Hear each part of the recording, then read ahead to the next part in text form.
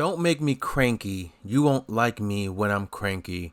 Now I say that because personally to me, this game really feels like a Nintendo Incredible Hulk game based on some of the things DK can do in this game, and I'll touch on that more a bit later, but for now, let's jump into my first impressions of Donkey Kong Bananza.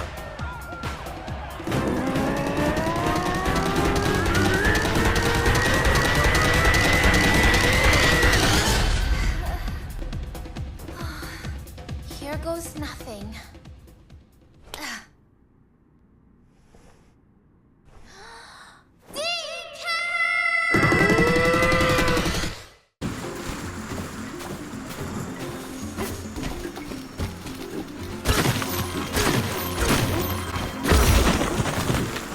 Now, I've never been a huge fan of Donkey Kong with the exception of Donkey Kong Country, and my last adventure with Donkey Kong was Donkey Kong Country Returns HD, and that game was just okay for me. It wasn't the greatest experience that I've had, and Bananza, however, is on a whole new level in every aspect, and I think so far, this could be a true console seller for those who were waiting for a reason to buy the Nintendo Switch 2. Now, I do wish that this game was the launch title for the Switch 2 and not Mario Kart World, as there is a lot more care in this game from what I saw with just a few hours in. The game has a lot of charm, it's very fun, there's some nice attention to detail, and a big adventure to have here. Now, with a game built on the idea of smashing and digging your way through walls and through the ground, you'll be happy to know that it's all very seamless and smooth with fine-tuned controls and great visuals.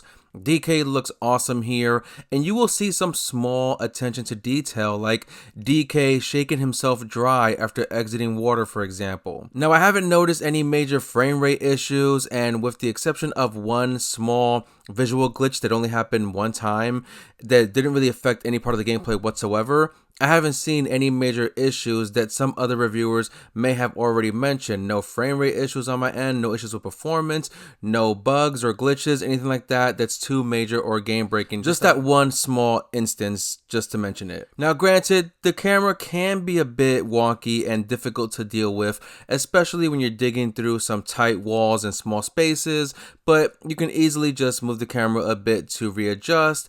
But you may spend some time staring at DK's behind more than you want to. I was also surprised to see that this game has tons and tons of collectibles which you can use to purchase new outfits and other different cosmetics, which will also provide different stat improvements like increasing your swim speed or increasing the chance of you finding a treasure chest while digging. So a couple of examples there for you to know about. And when I saw the Nintendo Direct for this game, I had a feeling that they were trying to take as much advantage as they could with the Switch 2 new hardware, with the visuals and more importantly the performance, and the game seems to get the job done with DK's smooth movements from running to climbing to swimming and even combat.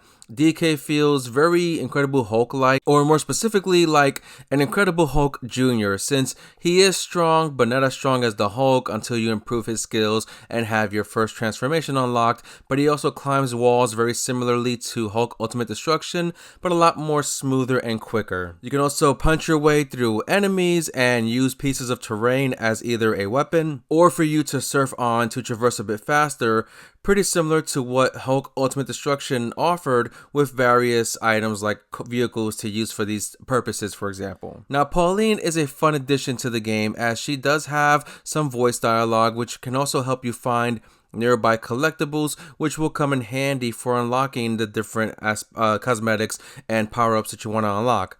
You also have the option of whistling with DK so that you can see music notes that will appear on screen pointing you in the direction of your next objective, and it is also very relaxing to listen to as well. Speaking of the music and whistling, music is a big part of the game as the levels do have a variety of music that sound really good and they really are relaxing to listen to. But you can also find a bunch of different music tracks that you can then play in various campsites that you can build. So you have a lot of different songs that you can find and unlock that you can then listen to while you're resting at a campsite to regain your health. So That's also really neat that they have a full library of music that you can unlock. Now, I did also experience a few boss fights so far in my playthrough, and they did have some variety in terms of what you need to do for your strategy to complete each boss, and I'm sure there will be more variety and more strategies for you to use as you go and progress further into the game, especially when you unlock more transformations for DK to use, like the first one that you get where you become a big, stronger version of Donkey Kong.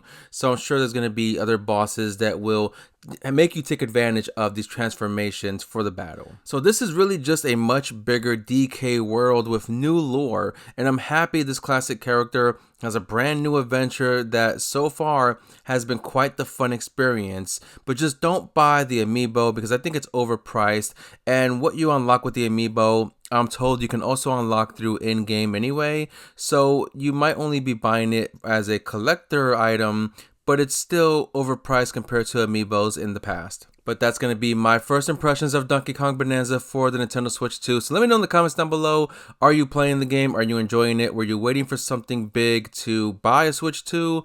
Let me know down below in the comments, and don't forget to hit the like and subscribe button, and I will see you guys on the next video. Peace out.